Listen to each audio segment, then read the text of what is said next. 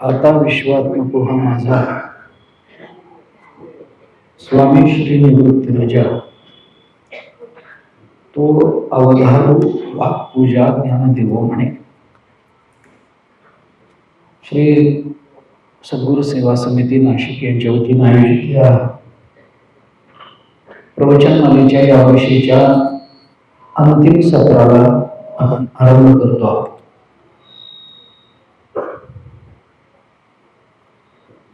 ज्ञानेश्वर महाराजांनी 15व्या अध्यायाच्या शेवटच्या ओळीमध्ये आपल्या सद्गुरूंच्या संबंधानं विश्वात्मक हा शब्द योजला आणि त्या शब्दाच्या अनुषंगाने आपण कालपासून थोडासा विचार करतो आहोत. विश्वात्मक कोण आहे तर विश्वात्मक हा शब्द परब्रह्माकडे लागतो. ज्ञानेश्वर महाराजांनी ज्ञानेश्वरीमध्ये आपल्या सद्गुरूंच्या संबंधाने जे विशेषण दिली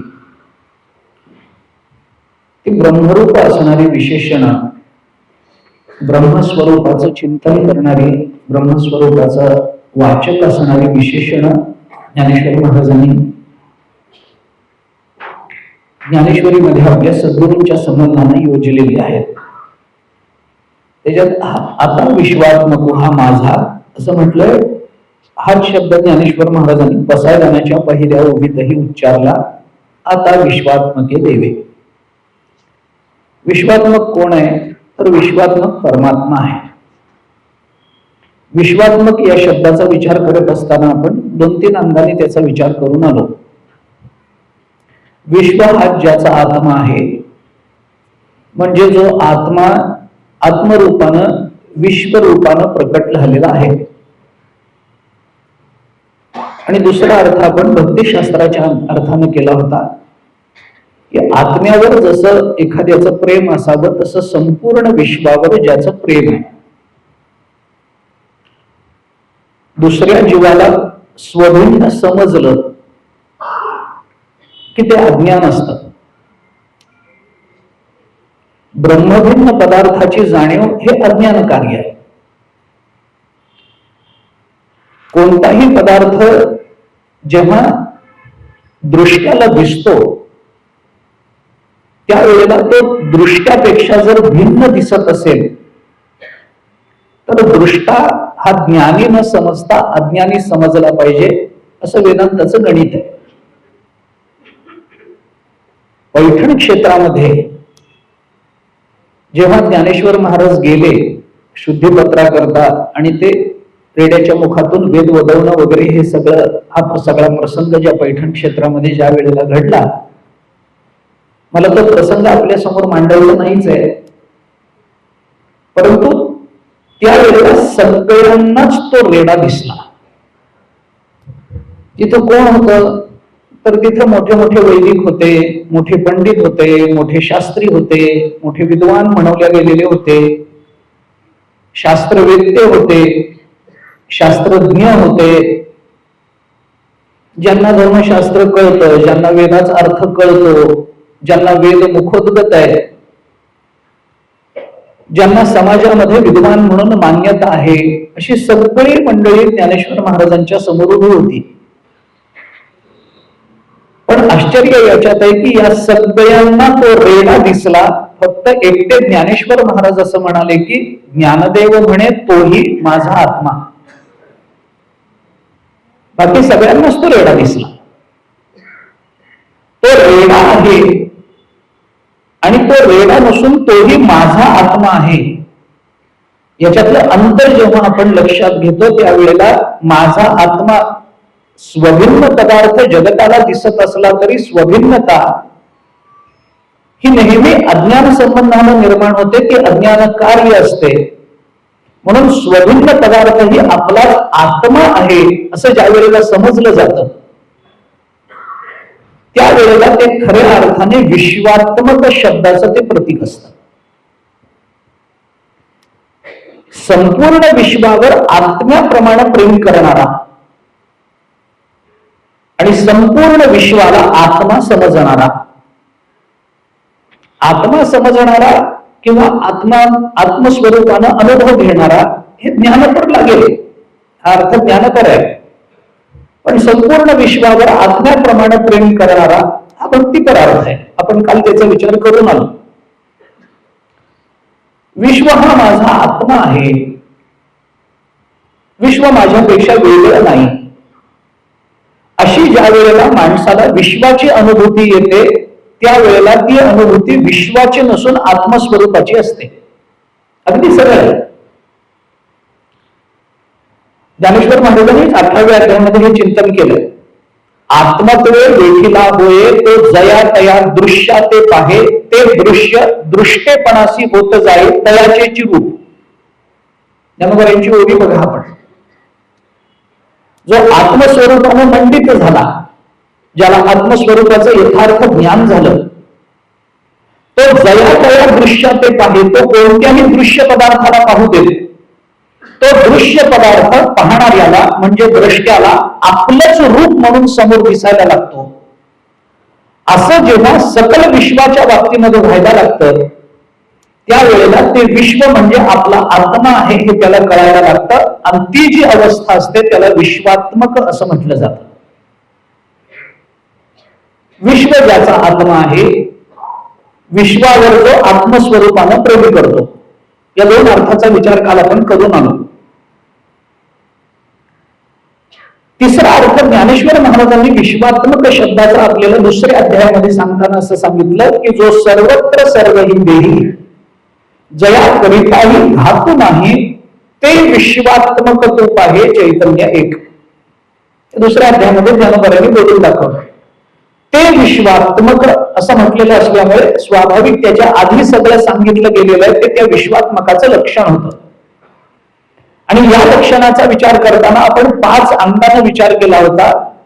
जे सर्वत्र आहे म्हणजे व्यापक आहे, जे सर्व देही आहे म्हणजे अंतर्यामी आहे, जया करिताही घात नाही म्हणजे ते नित्य आहे, ते चैतन्य आहे म्हणजे ते चिद्रूप ज्ञानस्वरूप आहे, आणि ते एक आहे म्हणजे तद्गुण दुसरा पदार्थ नाही. या 5 गोष्टी जिथं एकत्रित येतात त्याला विश्वात्मक म्हणायचं. हा ज्ञानेश्वर महाराजांनी घालून दिलेला अर्थ आहे. हे त्यांचं लक्षण ज्ञानेश्वर महाराजांनी केलं. ते विश्वात्मक, ते म्हणजे कोणतं? ही सगळी लक्षणं ज्याच्यामध्ये आहेत ते. आता ही सगळी लक्षणं आपल्याला सद्गुरूंच्या ठिकाणी दिसतात का? तर दिसतात. सद्गुरूंच्या ठिकाणी दिसतात. आपण काल त्याचा विचार करू नये. सद्गुरू एक आहे, माझे गुरु ऐकले होते ज्ञानेश्वर महाराज 15व्या अध्यायाच्या सुरुवातीलाच बोलतात. ते जसे एक आहेत तसे ते सर्व देही आहेत, याचा विचार काल आपण करून आलो. ज्ञानेश्वर महाराजांनी सद्गुरूंच्या संबंधाने स्पष्टपणाने म्हटलंय, तो सर्वोपकारी समर्थू सद्गुरु श्री निवृत्तीनाथू राहत तसे मजही आतुर युवनिया. माझ्याही आत प्रवेश करून ते राहतात. माझ्याही म्हणजे विश्वाच्या आत. आणि त्याच्यातला मजही आतू म्हणजे मज शब्दाचा अर्थ विश्व करता येतो. हे पसायदानाच्या अनुषंगाने काल आपण बोललो. व्यापक आहेत सद्गुरु. व्यापक कार्य स्वरूपामध्ये कारण व्यापून असतं. कारण कारण हे कार्यामध्ये नित्य अनुगत असतं. हा नियम आहे.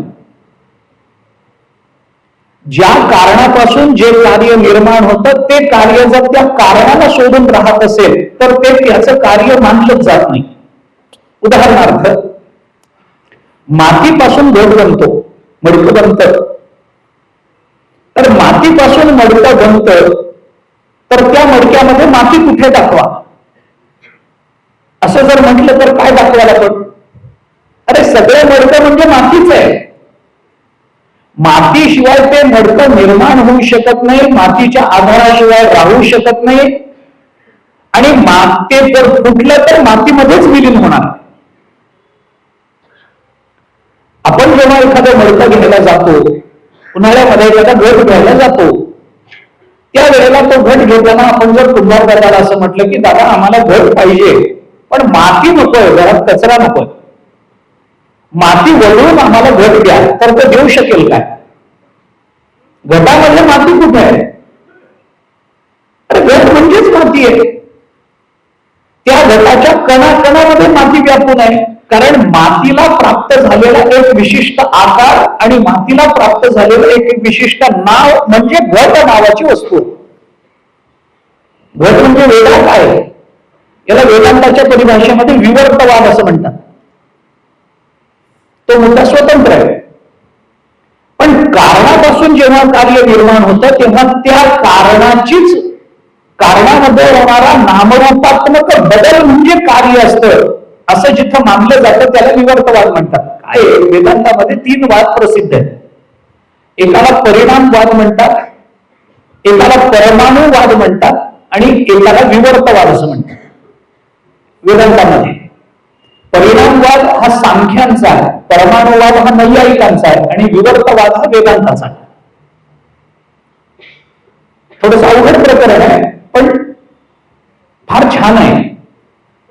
म्हणजे जर थोडंसं समजून घेतलं ना तर आपल्या भाषेत इंटरेस्टिंग आहे. थोडंसं समजून घेतलं तर दुधापासून दही बनतं, कारणापासून कार्य बनतं. आपला नियम आहे, जगाचा नियम आहे. जेव्हा एखादं कार्य घडतं तेव्हा त्याला काहीतरी कारण असावंच लागतं. कारणाविना कार्य घडूच शकत नाही. पण कारणापासून जेव्हा कार्य उत्पन्न होतं, कार्य निर्माण होतं, तेव्हा त्या कारणापासून ते कार्य घडलं याच्या प्रक्रिया काय असू शकतात याच्या संबंधानं जी तात्विक चर्चा होते त्याच्यामध्ये हे 3 प्रमुख विचार आहेत, विचार प्रवाह आहेत. एक आहे परिणामवाद. परिणामवाद म्हणजे काय आहे की कारणावर काहीतरी परिणाम होतो त्याचं कार्य होतं. उदाहरणार्थ दुधाला विरजण लावलं तर त्याचं दही होतं. दुधाला लागलेलं विरजण, दुधाचं दही होणं म्हणजे दुधावर झालेला तो परिणाम आहे. तसं प्रकृतीपासून जग बनतं असं सांख्यांचं मत आहे. तिकडे आता आपल्याला जायचं नाही. प्रकृतीपासून जग बनतं, दुधापासून दही बनतं. पण अडचण याच्यात आहे की दुधापासून दही बनतं हे खरं आहे. या दह्यामध्ये दूध कुठे आहे? दुधापासून दही बनलं ना? बनलं. काय झालं? एका घरामध्ये पाहुणे येणार होते. आपण थोडंसं सोपं करू. एका घरामध्ये पाहुणे येणार होते. ते जेवायला आहेत म्हटल्यानंतर काहीतरी करायचं ठरलं म्हणून घरातल्या त्या गृहिणींनी सांगितलं की तुम्ही 15-20 लिटर दूध घेऊन या, त्याचं दही करू आणि त्याचं श्रीखंड करू. श्रीखंड करायचं ठरलं. त्या दुधाला विरजण लावलं, तापवलं, विरजण लावलं, सगळं झालं. दुसऱ्या दिवशी सकाळी आता ते थोडंसं त्याच्यातलं पाणी काढून टाकायचं, अमुक करायचं, त्याचं श्रीखंड करायचं. या गडबडीत ती गृहिणी असताना पाहुण्यांचा फोन आला की आम्ही येणार होतो पण काही कारणाने आमचं येणं रद्द झालं.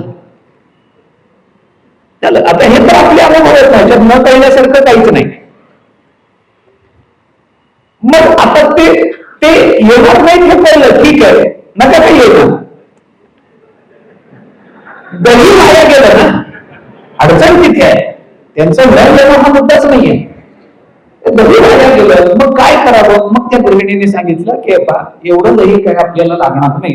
20 लिटर दुधाचं दही करून करायचं काय घरामध्ये? नको. त्याच्यापेक्षा असं करा, याचं पुन्हा दूध करा. करता येईल का हा प्रश्न. काय होतं, कशा करता चाललंय हे मी पुन्हा एकदा आपल्याला स्मरण करून देतो, मग पुढे जातो. आपला विषय चाललाय व्यापकत्व. सर्वत्र सर्व ही देही. विश्वात्मक शब्दाचा विचार करत असताना त्याचं व्यापकत्व हे विश्वात्मकाचं एक लक्षण आहे, याचा विचार आपण करतो. आणि व्यापकत्वाचा विचार करताना व्यापक काय असतं? कुठल्याही पदार्थामधलं व्यापकत्व शोधायचं असेल तर त्या पदार्थाचं कारण शोधावं लागतं, कारण तेच त्या कार्याचं व्यापक असतं. याच्याकरता मी उदाहरण देतो आपल्याला. दुधापासून दही होतं हे मान्य आहे. त्या दह्यामध्ये दूध कुठे आहे? तर कणाकणा दूधच आहे, कारण दुधापासूनच दही झालंय. पण मग नुसतं व्यापकत्व हे त्याच्यापासून निर्माण झालं याच्यावर अवलंबून नसतं. एक विचार करा, थोडस मुळापासून सांगावं लागेल मला. पण कारणाचा विचार करताना कारण 2 पद्धतीची असतात. एक उपादान कारण असतं आणि दुसरं निमित्त कारण असतं. आपल्या कानावर गेलेले शब्द असतील हे. उपादान कारण नेहमी एक असतं. आणि निमित्त कारण कितीही असू शकतात. आपण पहिल्या दिवशी थोडस बोलून आलो. निमित्त कारण कितीही असू शकतात. मातीपासून जेव्हा घट बनतो त्यावेळेला त्या घटाचं उपादान कारण माती एकच असतं. दुसरं कशापासून घट बनणारच नाही, मातीपासूनच बनेल. पण ते बनवण्याकरता अनेकांचं सहकार्य घ्यावं लागतं. ते सगळे बरं नुसतीच माती एकत्र केली आपोआप घट झाला असं जमेल का? त्याला कोणीतरी कुंभार दादा लागतो. त्या कुंभार दादाला ती माती आणून देणार गाडं लागतं. ती माती चालून देणारी त्याची पत्नी लागते. त्याच्याकरता पाणी लागतं. तो चिखल भिजवल्यानंतर, ती माती भिजवल्यानंतर जो गोळा त्या चिखलाचा तयार होतो तो एका चाकावर ठेवला पाहिजे. ते चाक लागतं. त्या चाकाला गती देण्याकरता काठी लागते. ते सगळं ते चाकावर त्या घटाला आकार दिल्यानंतर तो घट चाकावरून काढण्याकरता एक छोटीशी काळी लागत असते खाली. ही सगळी निमित्त कारण आहे. ही सगळी निमित्त कारण आहे. निमित्त कारणांपैकी एखाद्या कारणाची अनुपस्थिती दुसऱ्या कारणाने भरून काढता येते. म्हणजे जर गाढव नसेल माती आणायला तर एखादा मजूर लावून माती आणता येते. त्याला करता येतं. एक काठी तुटली असेल दुसरी काठी घेता येते. चाकाला गती देण्याकरता काठी नसेल हाताने गती देता येते. काम थांबत नाही. निमित्त कारण अनंत असतात, असू शकतात. सांख्याने तर त्याचा विचार करताना असं म्हटलंय की कुंभारदादा हे निमित्त कारण असलं तरी कुंभारदादा कुठून आला? त्याचे आई वडील होते म्हणून त्यांना घ्या निमित्त कारण, कारण त्यांच्याशिवाय हा कुठून आला? मग त्यांचे आई वडील कुठे? त्यांचे आई वडील त्यांनाही घ्या. निमित्त कारण किती अनेक. एक जर कमी झालं तर दुसरी त्याची जागा भरून काढू शकतं. पण माती जर वजा केली तर दुसरं कशापासून घट बनवणार? माती. ज्याच्या विना कार्य बनत नाही त्याला कारण म्हणतात. ही कारण निमित्त आणि उपादान अशा दोन पद्धतीची असतात. उपादान कारण एक असतं, निमित्त कारण अनेक असतात. म्हणून जे एकच उपादान कारण असतं तेच त्या कार्यामध्ये व्यापून असतं. अन्य दुसरी कारण त्या कार्यामध्ये व्यापून नसतात. किंबहुना कार्य सिद्ध झालं की त्या कार्याचा निमित्त कारणाशी संबंध संपून जातो. म्हणजे अगदी साधं उदाहरण, अगदी सरळ एका वाक्यात गमतीत बोलायचं झालं तर कुंभार दादाकडून मडकं आपण विकत घेऊन घरी आलो की कुंभार दादाही त्याच्या बरोबर घरी येत नाही. तो तिथेच राहतो दुकानामध्ये. पण ज्या मातीपासून मडकं बनतं ते मडकं घेऊन आलो की माती पण घरी येते. ते उपादान कारण आहे. आणि उपादान कारण हे एकमेव व्यापक असतं. कारण हे कार्यापेक्षा नेहमी व्यापक असतं. दुधापासून दही बनणं मान्य आहे, पण व्यापकत्वाचा विचार नुसत्या निर्मितीत नसतो. उपादानाचा विचार नुसत्या निर्मितीत करून चालत नाही. उपादानाचा खरा विचार हा लयात करावा लागतो असं वेदांताचं म्हणणं आहे. कारण निर्मितीमध्ये उपादानाबरोबर निमित्त कारणही चालतात, पण लय होताना मात्र निमित्त कारणाचा तिथं कुठेही संबंध येत नाही. म्हणून ज्याच्यामध्ये ज्या वस्तूचा लय होतो ते त्याचं उपादान कारण मानलं पाहिजे. हे जास्त काटेकोर लक्षण वेदांतांनी मानलंय. कळणं अवघड आहे. मडकं निर्माण करताना कुंभारदादाही लागतात, ते गाढवही लागतं, ते चाकही लागतं, ती काठी लागते, ती काडी लागते. पण ते मडकं तो घट जेव्हा फुटतो तेव्हा त्याची माती होण्याकरता कुंभारदादाची गरज नसते, गाढवाची गरज नसते, काडीची गरज नसते, चाकाचीही गरज नसते. म्हणजे जे ज्याच्यामध्ये लय पावतं तेच त्याचं उपादान कारण असतं. जे ज्याच्यापासून निर्माण होतं ते उपादान मानलं जातं, पण निर्मितीमध्ये उपादानाबरोबर निमित्त कारणाचाही स्वीकार करावा लागतो. पण कार्याचा लय ज्या वेळेला होतो, याच्यापेक्षा सोपं उदाहरण जर द्यायचं झालं तर देतो. पाण्यापासून निर्माण होणारा तरंग, हे उदाहरण अधिक जास्त पटेल आपल्याला. हे विवर्तवादाचं उदाहरण आहे. दुधापासून दही होणं हे परिणामवादाचं उदाहरण आहे. दुधापासून दही होतं, पण दही कधीही पुन्हा माघारी दुधामध्ये विलीन होत नाही. त्याला परिणाम म्हणतात. परिणामांमध्ये जे अवस्थांतर होतं त्या अवस्थांतरामध्ये माघारी येणं नसतं, पुढे जाणं असतं. मग त्या दह्यापासून नंतर ती साय काढेल, त्याच्यापासून काही उसळण करून मंथन करून लोणी काढेल, त्या लोण्यापासून तूप करेल, तूप खाऊ घालेल, हे सगळं होईल. ते पुढे पुढे जाईल, मागे मागे नाही येत. त्यामुळे ते त्याचं कारण मानत असताना थोडासा विचार करावा लागतो. दुसरा विचार न्यायशास्त्राचा आहे, त्याला परमाणुवाद म्हणतात. न्यायशास्त्राने म्हटलं की या जगतामध्ये कोणती वस्तू बनत असताना ती अनेक गोष्टी एकत्रित येऊन बनते, अनेक अणु एकत्रित येतात आणि त्याच्यापासून एक मोठी वस्तू बनते. कशावरून? याला उपपत्ती काय आहे?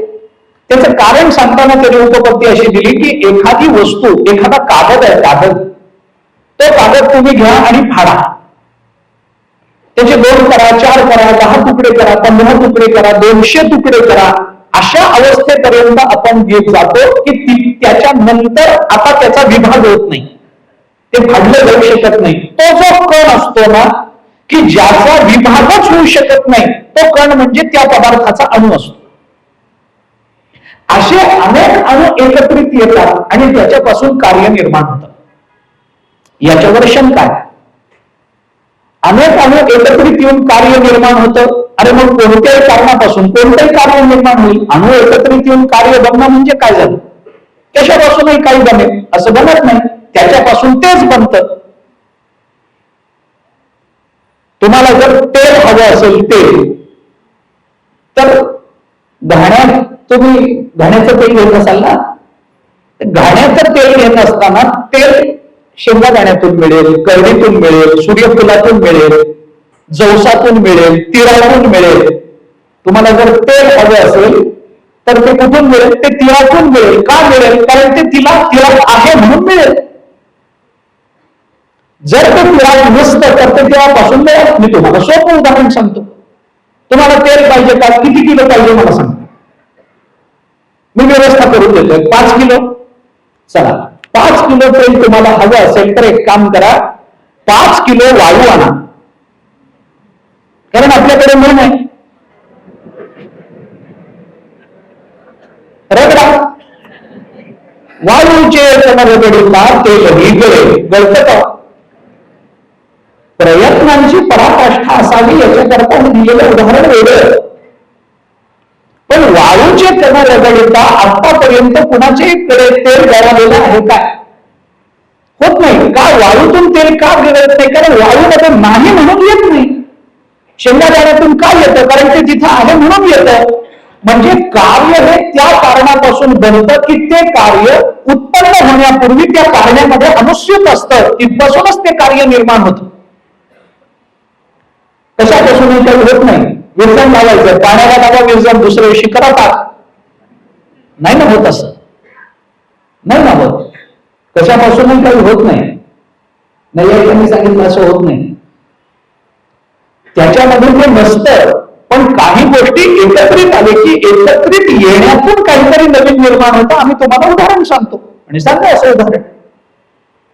पान, जेवणानंतर आपण जे पान खातो ते पान, नागवेलीचं, चुना, काथ, सुपारी, आणि आता पुढे काय मला माहित नाही, एक साधारण एवढं माहिती आहे मला. एवढ्याचा एक विडा करून खाल्ला जातो. या सगळ्या पदार्थापासून जो विडा बनतो आणि जो विडा आपण खातो तो खाल्ल्यानंतर आपली जीभ लाल होते. आता मला सांगा, या 4 पदार्थांपैकी कोणता पदार्थ लाल आहे? पान लाल आहे का? काठ लाल आहे का? चुना लाल आहे का? सुपारी लाल आहे का? नाही ना. या कशामध्ये लाल रंग नाहीये. तुम्ही नुसतं पान चावून खा, जीभ लाल होणार नाही. नुसता काचाचा तुकडा तोंडात टाका, जीभ लाल होणार नाही. नुसती सुपारी खा, जीभ लाल होणार नाही. नुसता चुना लावा, लाल होईल, पण ते भाजून होईल, म्हणजे त्या अर्थाने लाल नाही होणार. पण लाल रंग याच्यामध्ये नाहीच आहे ना, नाहीच आहे. पण या 4 गोष्टी जेव्हा एकत्रित येतात तेव्हा त्याच्यापासून लाल रंग उत्पन्न होतो. नाही त्यांचं म्हणणं, याला आरंभवाद म्हणतात आणि विवर्तवाद म्हणतो. तसं होत नाही.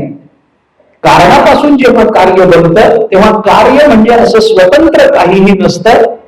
कारणाचं त्या काळामध्ये नाम आणि रूप बदललेलं असतं, त्यालाच कार्य म्हटलं जातं, याला विवर्तवाद म्हणतात. एक साधं ढोबळ कल्पना दिलेली, अगदी ढोबळ. याच्याकरता उदाहरण काय?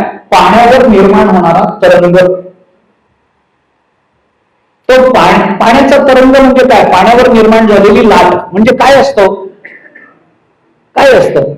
तरंग फेन भ्रम बुद्बुदादि तत्स्वरूपेण जलम. विवेक चूडामणीमध्ये जगद्गुरु शंकराचार्यांचं म्हणणं आहे. किंवा तुकोबारांना विचारा, उदकावरील तरंग, तरंग उदकाचे अंग. सोपं. तुकोबारांनी एवढं सोपं कोणीच बोलत नाही. तरंग म्हणजे काय? एक ग्रहस्थ द्वारकेला गेले होते, तर द्वारकेहून त्यांनी मला एक फोन केला. ते म्हणाले, महाराज मी द्वारकेला आलो. म्हटलं चांगली गोष्ट आहे, आमचा नमस्कार सांगा. ते म्हणाले ते झालं सगळं, पण मला द्वारकेहून तुमच्याकरता काहीतरी आणायचंय. काय नाही?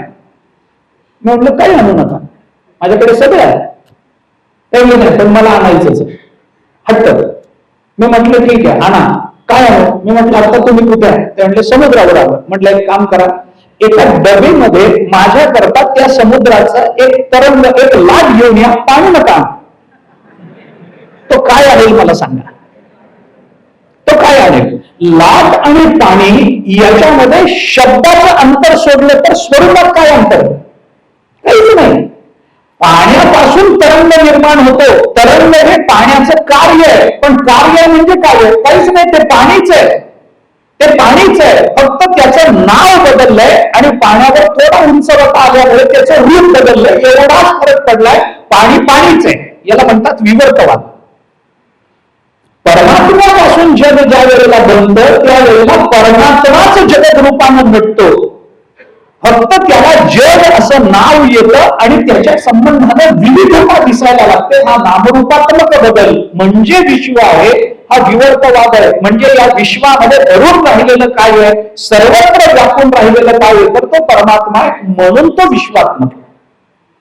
जे सर्वत्र असतं ते विश्वात्मक आहे. हे जर लक्षण बघायचं झालं तर ते परमात्म्याकडे लागतं. जसं परमात्म्याकडे लागतं तसंच ते सद्गुरूकडे लावता येतं. कारण सद्गुरू आणि परमात्मा याच्यामध्ये आपल्याकडे भेद केला जात नाही. मी पुन्हा त्याकडे येणारच आहे. पण आमचे सद्गुरू म्हणजे विश्वाचं कारण आहे.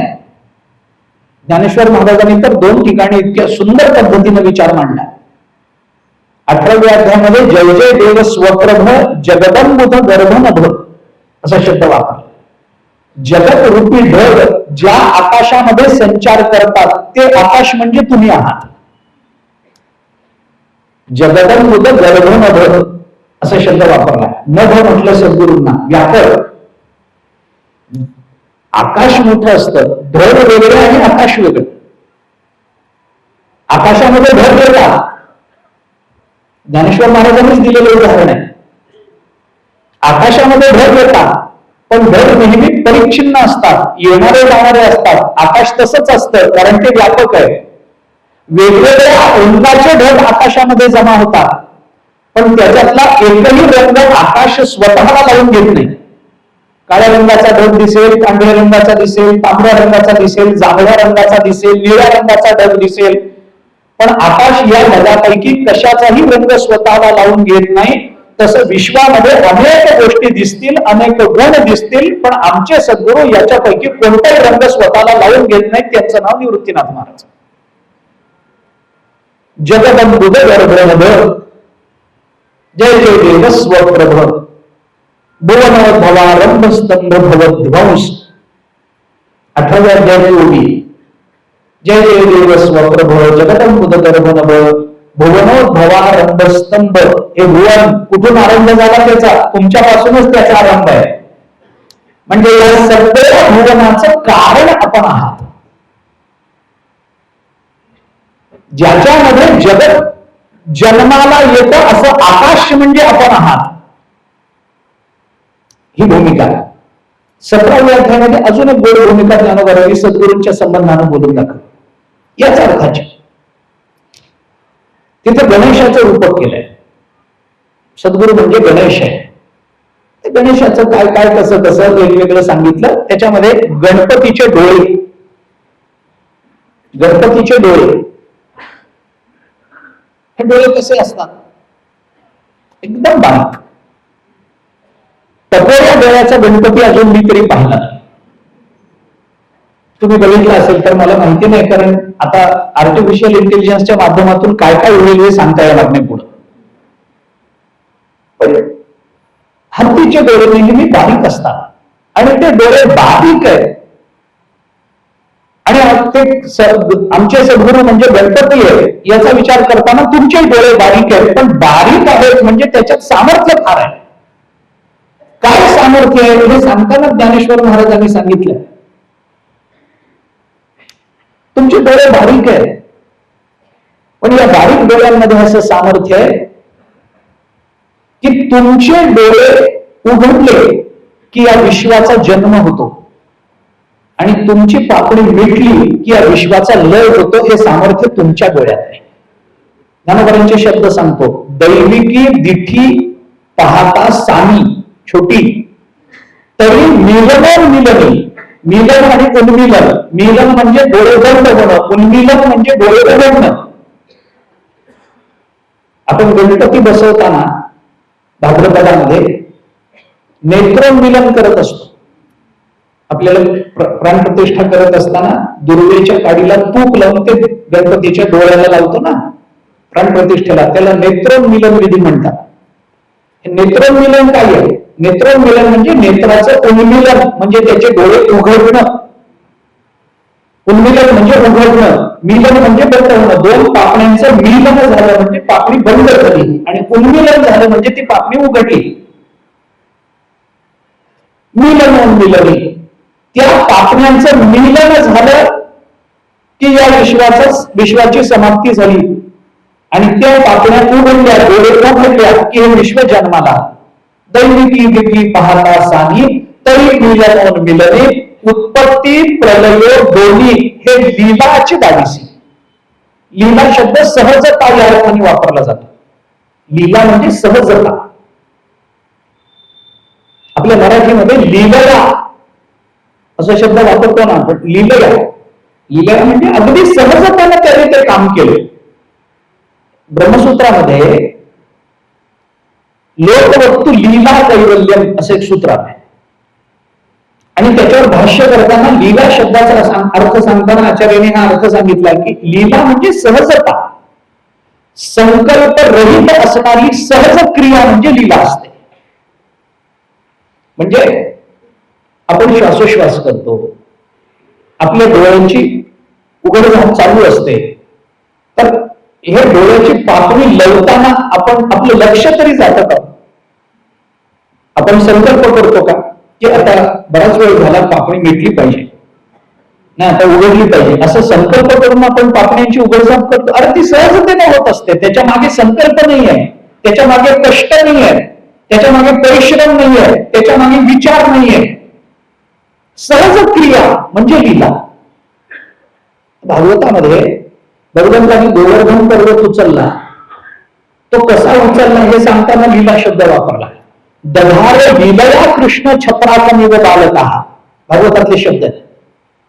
दधार लीलया कृष्ण छत्राकमिव, कृष्ण छत्राकमिव लीलया दधार असं अन्वय त्याचा. छत्राकम इव बालकः छत्राकम इव लीला कृष्ण लीलया दधार. छत्री. छत्राक शब्दाचा अर्थ आहे छत्री, पण छत्री म्हणजे पावसाळ्यातली नाही, म्हणजे आपण भिजू नये म्हणून घेऊन जातो ती नाही, पावसाळ्यातलीच, पण रस्त्याच्या कडेला येते ती. त्याला काय म्हणतात? भूछत्र. भूछत्र तुमच्याकडे काय म्हणतात? ते कुत्र्याची ना, आमच्याकडे कुत्र्याचीच म्हणतात. मला पण आनंद झाला. या निमित्तानं महाराष्ट्राचं एकमत होतं हे काय कमी. त्याला कुत्र्याची छत्री म्हणतात. आता शाळेत जाणारी मुलं काय करतात? जाता जाता ते छत्र कुठे रस्त्याच्या कडेला उगवलेलं असतं, ते जातात पटकन असं तोडतात आणि ही माझी छत्री म्हणून गमतीने डोक्यावर धारण करतात.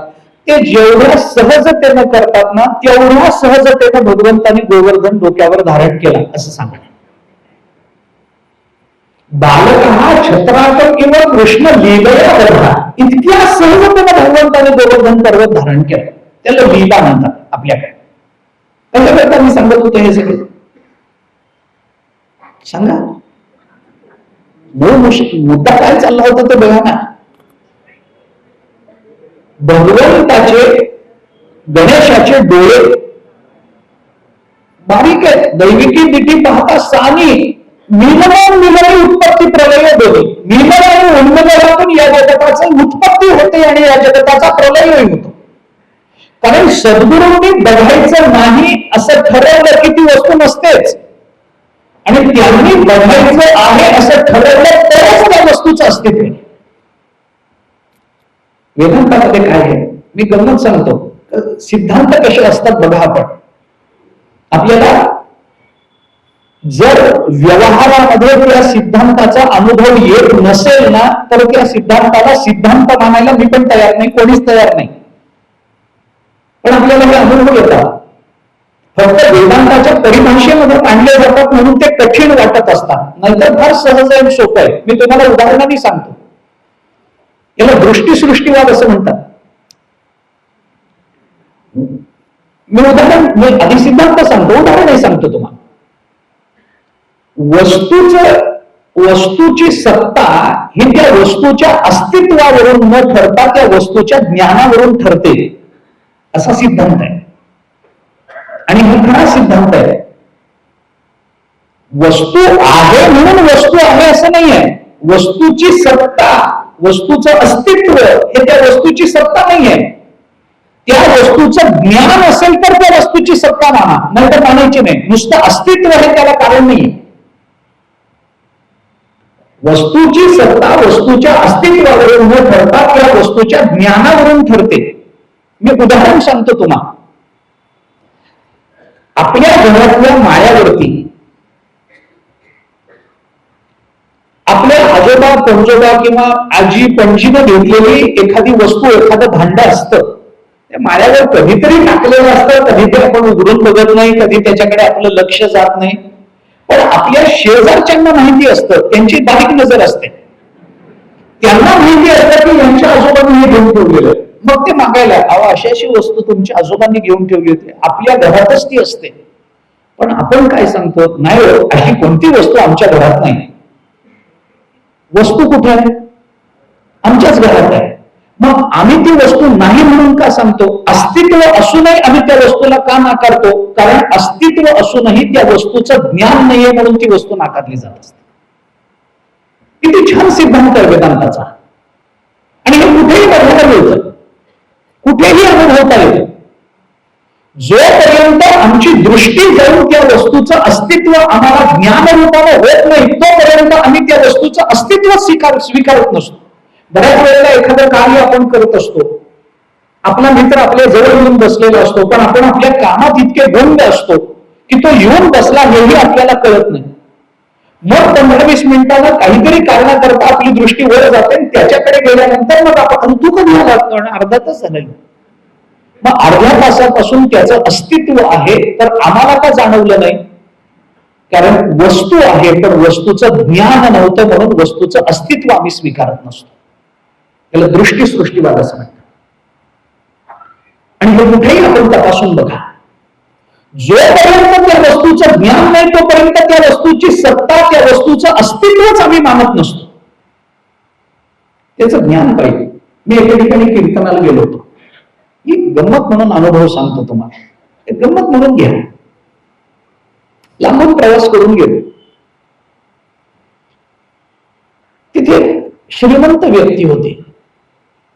त्यांनी मी जाण्यापूर्वी संयोजकांना असं सांगून ठेवलं होतं की हे जे महाराज आहेत ना ते आले की त्यांची व्यवस्था आमच्या घरी करायची, कारण यांचा आमचा 2-3 पिढ्यांचा संबंध आहे. यांच्या आजोबांना मी भेटलो होतो, तर हे आले की माझ्या घरी घेऊन या विश्रांती करता. मला काही कल्पना नाही. मी गेलो, कीर्तन वगैरे झालं. मग तिथल्या कार्यकर्त्यांनी सांगितलं की आपली व्यवस्था त्या घरामध्ये केली. म्हटलं ठीक, गेलो. अद्यावत व्यवस्था, खूप श्रीमंत मनुष्य, काही कमी नव्हतं. गेलो, छानपैकी माझी व्यवस्था त्यांनी केली होती.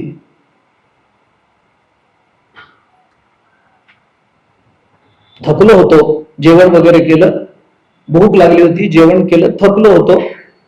पण ते एवढे मोठे गृहस्थ भेटायला म्हणून आले, बोलत बसलो. त्यांनी ओळखलं प्रवास लांबचा झालाय, थोडे थकवा आहे. ते मला म्हणाले की तुम्ही पलंगावर आडवं पडून माझ्याशी बोला, मी खुर्चीत बसतो. मला ते हवंच होतं. म्हटलं ठीक आहे. मी पडलो, थोडासा आडवा झालो, ते खुर्चीत बसून बोलायला लागले. बोलता बोलता मला कधी डोळा लागला माझं मला कळलं नाही, झोप लागून गेली. ते बिचारे सज्जन, त्यांनी काही मला उठवलं वगैरे नाही, दिवा बंद केला, माझ्या अंगावर पांघरून टाकलं, निघून गेले. सकाळी उठलो आणि माझ्या लक्षात आलं खुर्ची बघून की अरे रात्री यांच्याशी आपण बोलत होतो, एवढी मोठी व्यक्ती हातातला उद्योग सोडून आपल्याबरोबर बोलायला येऊन बसली आणि आपण वेड्यासारखे झोपून गेलो. त्यांचा अपमान झाला. मोठ्या माणसांचा कशातही अपमान होऊ शकतो.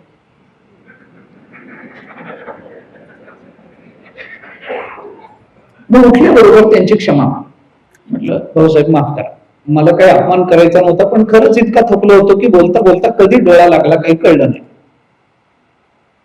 ते म्हणाले ठीक आहे, एवढं काही नाही, किती भाग्यवान आहात.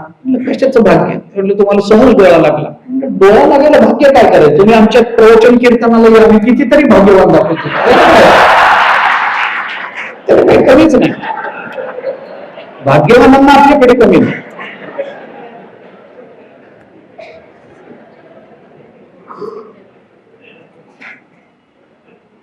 झालं. नंतर माझं सगळं आटोपलं. मी ज्या खोलीमध्ये थांबलो होतो त्या खोलीमध्ये पुस्तकाचं कपाट होतं. सहज उत्सुकता म्हणून मी ते काही बघितलं. काच होती बाहेर, मी काही पण बाहेरून बघितलं. त्याच्यामध्ये एक पुस्तक वेदांताचं, कोणत्या त्यांच्या आजोबा पंजोबांनी घेऊन ठेवलं होतं देव जाणे. पानं पिवळी पडलेली, फाटायला आलेलं, कधी कोणी वापरलं नाही, जीर्ण झालेलं, धूळ बसलेली एक पुस्तक त्याच्यामध्ये होतं. मी ते काढलं, बघितलं. अत्यंत उपयुक्त पुस्तक, ठेवून दिले.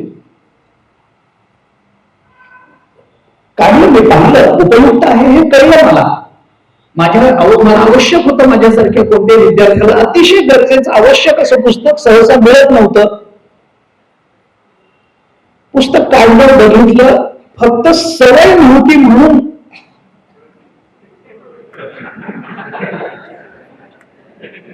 नाही. काय हे या गोष्टी फार स्पष्टपणाने सांगितल्या पाहिजेत, कारण घरी बोलवणारे अनेक लोक नंतर मतपरिवर्तन करून घेतात. पुस्तक ठेवून दिले.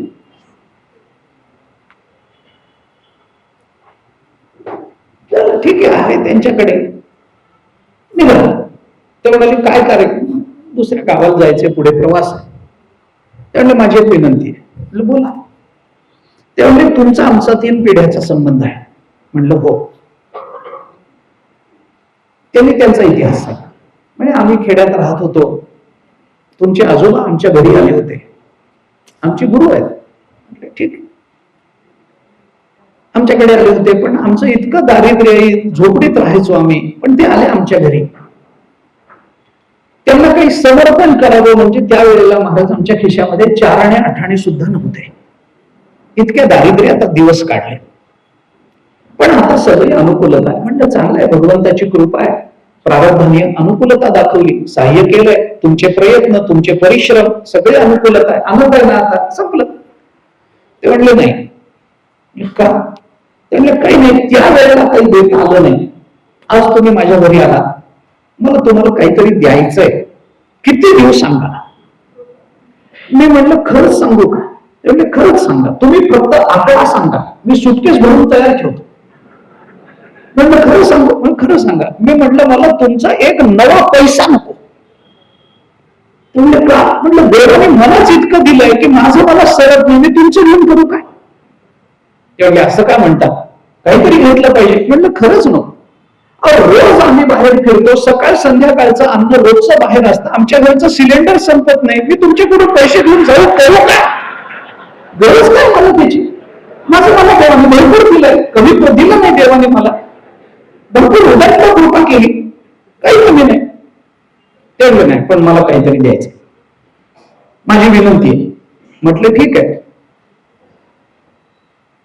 मागू. म्हटलं मागा. मी म्हटलं ते खोलीमध्ये ते पुस्तक आहे, कुठलं पुस्तक? म्हटलं चला. मी गेलो, ते पुस्तक त्यांना दाखवलं. हे पुस्तक. म्हटलं काय या पुस्तकाचं? म्हणलं एवढं पुस्तक मला द्या.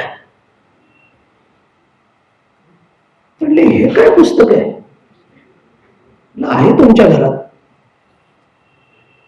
एवढंच पाहिजे? एवढंच? अहो आम्ही कधी उघडलं नाही म्हणूनच मला द्या.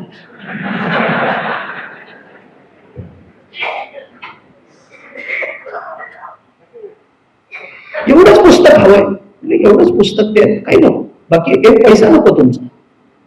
तर म्हणले महाराज, ब्रह्मदेवाने बुद्धी वाटली तेव्हा चाळणी घेऊन गेला होता का अनुपस्थित होता? तुम्हाला सुटकेस भरण्याची भाषा करूनतोय आणि तुम्ही हे पुस्तक मागता, जे पुस्तक आमच्याकडे कधी आम्ही उघडून बघितलं नाही, काही नाही. असं काय ते पुस्तकात आहे? म्हटलं तुम्ही ज्या कारणाने माझ्या पाया पडता ते सगळं ते पुस्तकात आहे म्हणून. वस्तू भ्रमत असते, पण जोपर्यंत वस्तूचं अस्तित्व, त्या वस्तूचं ज्ञान होत नाही तोपर्यंत अस्तित्व हे मूल्य म्हणून स्वीकारलं जात असतं. हा सामान्य नियम आहे जगाचा.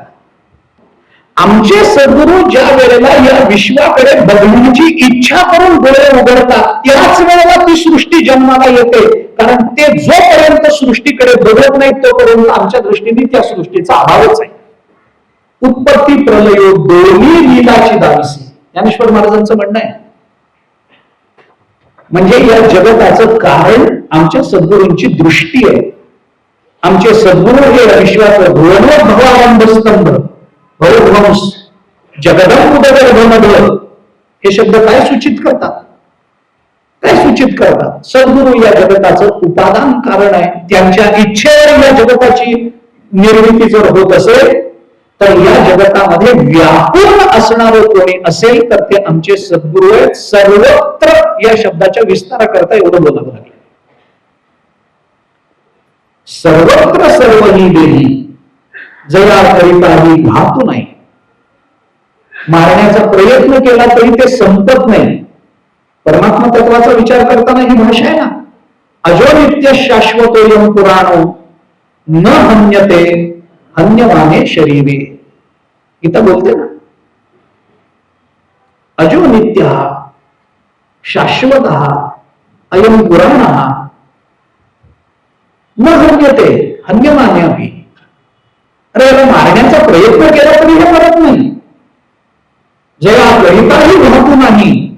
हे नित्यत्व जसं परब्रह्माचं विश्वात्मक या रूपानं व्यावर्तक आहे, त्याच पद्धतीने आमचे सद्गुरू सुद्धा नित्य शाश्वत आहे. अनुभवामृताचं दुसरं प्रकरण बघा. अनुभवामृताच्या पहिल्या श्लोकातला पहिला शब्द बघा, अक्षरम. अक्षर म्हणजे न क्षरणार. ज्याला क्षरण माहिती नाही, ज्याला निवृत्त होणं माहिती नाही, ज्याला नष्ट होणं माहिती नाहीये. सगळ्या विश्वाचा लय झाल्यानंतर तरीही ते खाली शिल्लक राहतं. आपण उपनिषदाचा मंत्र नेहमी म्हणतो, पूर्णमदः पूर्णमिदं पूर्णात् पूर्णमुदच्यते पूर्णस्य पूर्णम् आदाय पूर्णम् एव अवशिष्यते. अवशिष्यते एक पूर्ण, पूर्ण हेच खाली शिल्लक राहतं. जे शिल्लक राहतं ते नित्य असतं, जे संपतं ते नित्य नसतं. आमचे सद्गुरू अक्षर आहे, संपत नाही. सद्गुरू हे तत्व आहे, ती व्यक्ती नाही आहे. तत्व रूपानं तत्वाला जर निवृत्ती असेल, तत्व जर संपणार असेल तर त्याच्यामध्ये तत्व बघायचंच नसतं. त्याला सामान्य पदार्थ कार्यरूप म्हणून त्याच्याकडे बघावं लागतं, कारण त्याला निवृत्ती असते. कारण जे जे जन्माला येतं, जे जे निर्माण होतं ते ते नष्ट होतं. जे जे कृतक आहे ते ते नष्ट होणार आहे. जे जे जन्माला येणार आहे ते ते नष्ट होणार आहे. सद्गुरू तत्व कधी जन्माला आलं मला सांगा? कधी आलं? कधीच नाही. रामचंद्र प्रभूंनाही सद्गुरू होते, भगवान श्रीकृष्णांनाही सद्गुरू होते. सद्गुरू तत्व कधी? ज्या वेळेला भगवत तत्व आहे असा शोध लागला त्याच वेळेला सद्गुरू तत्व आहे हे सिद्ध झालं. कारण या सगळ्या गोष्टीचा विचार केला तर हे सगळं जर परब्रह्माला लागत असेल तर आमचे सद्गुरू कोण आहेत?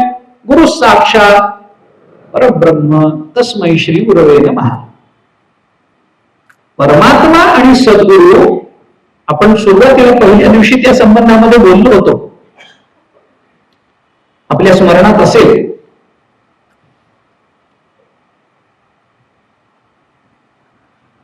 सद्गुरू आणि परब्रह्म ही नावं दोन आहेत, फक्त स्वरूप वेगळं नाहीये. भगवंतांनी म्हटलं ज्ञानेश्वरीमध्ये, तया आम्हा परस्परे बाहेर नामाचीच अंतरे, आतून आतुवट वस्तू विचारे मी तेच ते. याला सामान अधिकरण्य म्हणतात, असं आपण सुरुवातीला बोललो होतो. समान अधिकरण सद्गुरू आणि परमात्मा यांच्यामध्ये सामानाधिकरण्य आहे. सामानाधिकरण्य हे मुख्य सामानाधिकरण्य, बाह्य सामानाधिकरण्य नाही. अशी कितीतरी प्रमाणे आपल्याला देता येतील. देवते संत निमित्त त्या प्रतिमा, किंवा माझ्या विठोबाचा कैसा प्रेम भाव, आपणची देव देव गुरु, आपणची देव होय आपणची गुरु होय, ऐसा माझ्या विठोबाचा कैसा प्रेम भाव, असा अनुभव. माझाच विठोबा गुरु रूपात येतो आणि माझाच विठोबा भगवत रूपात येतो. भगवत रूपात या दोन्हीमध्ये अंतर नाही असं नाही, पण स्वरूपात अंतर नाहीये. कार्यशैलीमध्ये अंतर असू शकतं. गुरु वेगळे असतात, संत वेगळे असतात आणि भगवत तत्व वेगळं असतं. पण कुठल्या पातळीवर कार्यदशेमध्ये अगदी सोपं जर बोलायचं झालं तर सांगून जातो. जेव्हा आपल्या अत्यंत अंतरंग भक्ताच्या हिताची तळमळ अंतःकरणामध्ये बाळगली जाते, त्याच्याकरता जेव्हा अवतार घेतला जातो तो भगवत अवतार आहे. आपल्या एका भक्ताच्या हिताची तळमळ जर वाटत असेल आणि त्याच्याकरता जर कोणी येत असेल तर तो परमात्मा आहे. पण एकाच्या हिताची तळमळ, एकाच्या हिताच्या तळमळीने येतो तो देव, आणि जगताच्या हिताच्या तळमळीने येतात ते गुरु, ते संत. सोपं उदाहरण आहे. आपल्याला माहिती आहे की गीता कोणी सांगितली? भगवद्गीता कुणाला सांगितली? अर्जुनाला. कुठे सांगितली? कुरुक्षेत्रावरती. कुरुक्षेत्रावरती भगवंतांनी अर्जुनाला गीता सांगितली. माझा साधा प्रश्न आहे, त्या कुरुक्षेत्रावर ऐकण्याकरता अर्जुन सोडून दुसरं कोणी नव्हतंच काय? कितीतरी लोक होते. जर गीता कल्याण करणारी असेल, जर गीता मानवी जीवनाचं कल्याण करणारी आहे, तर भगवंतांनी सगळ्यांनाच म्हणायचं की तुम्ही बसा, मी तुम्हाला गीता सांगतो, सगळ्यांचंच कल्याण झालं पाहिजे. नाही सांगितलं. अर्जुनापेक्षा मोठा अधिकारी होते भीष्माचार्य, त्यांना गीता नाही सांगितली. अर्जुनाचे सख्खे मोठे भाऊ अधिकाराने मोठे होते धर्मराज युधिष्ठिर, आयुष्यात कधी खोटं बोलले नाहीत बिचारे, त्यांना गीता नाही सांग, म्हणजे खरं बोलू नये गीता सांगितली नाहीच. ब्रह्मचर्य अवस्था पाळू नये गीता सांगितली नाहीच. आणि कुणाला सांगितली? अर्जुनाला. काय अधिकार? संन्यास घ्यायला गेला तर लग्न करून आला, त्याला गीता. म्हणून मला असं वाटतं की ज्याला गीता ऐकायची आहे ना,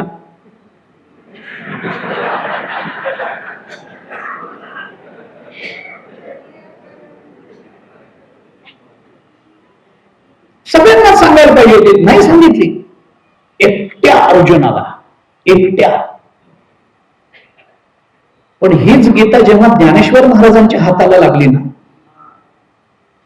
तेव्हा ती एका करता मर्यादित राहिली नाही, ती सगळ्या विश्वाच्या कल्याणाकरता कटिबद्ध झाली. का? गीता एकच आहे, पण असं का झालं? एकट्याच्या हिताची तळमळ बाळगून सांगितलं तो परमात्मा आहे, आणि जगताच्या हिताची तळमळ बाळगून सांगितली ते ज्ञानोबा आहे. सद्गुरू आणि परमात्मा याच्यामध्ये या दृष्टीने अंतर करता येतं, पण ज्ञानेश्वर महाराज आणि परमात्मा यांच्यामध्ये अंतर करा म्हटलं तर करता येत नाही. आतून आतून वस्तू विचारे मी तेच ते, मी आणि ती याच्यामध्ये भेदच नाही अर्जुना. मी म्हणजेच ते आणि ते म्हणजेच मी. सद्गुरू हे ब्रह्मरूप असतात. आपण पहिल्या दिवशी बोललो ब्रह्मैव गुरु रूपेण अवतिष्ठते, अशी श्रुतीच आहे.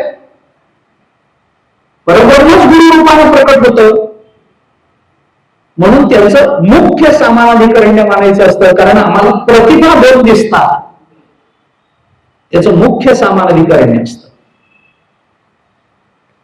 दोन पदांचा अर्थरूप आश्रय एक झाला की त्याला समान अधिकरण म्हणतात.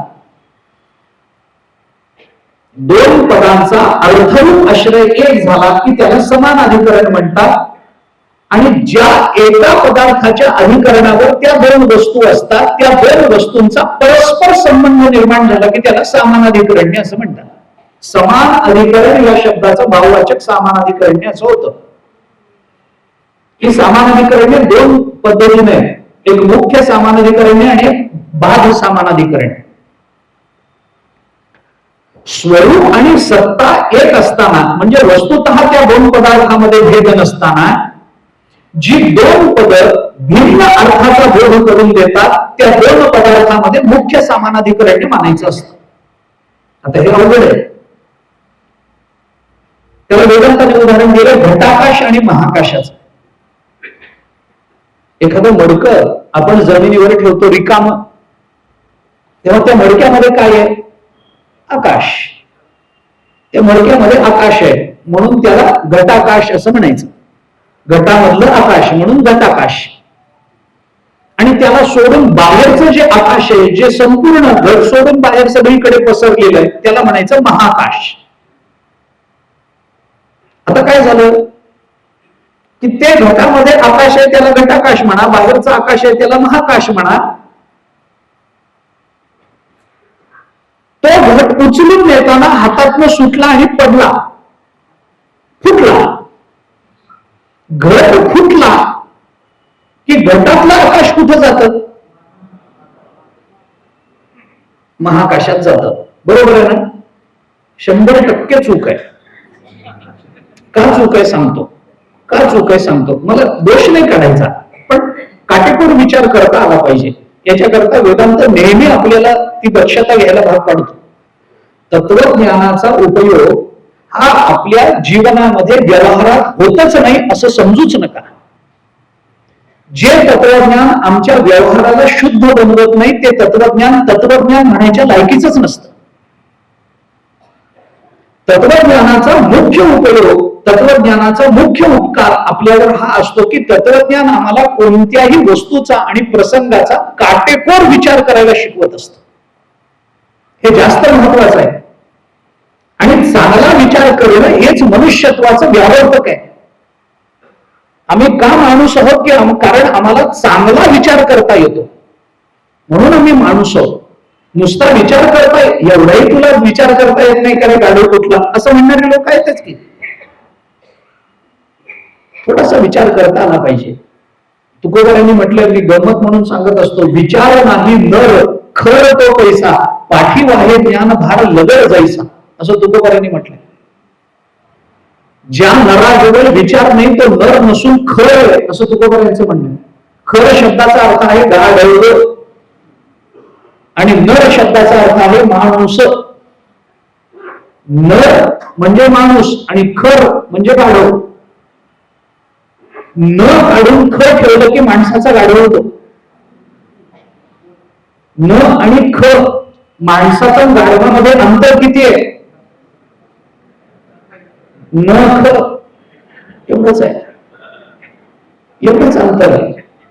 पण त्या नचं महत्व विचारावर अवलंबून असतं आणि खचं महत्व अविचारावर अवलंबून असतं. तत्वज्ञान हा काटेकोर विचार करायला सांगतं. घटाकाश, घट फुटला, घटाकाश महाकाशामध्ये गेलं, जाण्याकरता ते वेगळं झालं होतं का हे आधी सांगा. घटाकाश आणि महाकाश हे दोन शब्द आपण वापरले. घट रिकामा आहे, त्याच्यामध्ये जी पोकळी आहे त्याला आपण घटाकाश म्हणतो.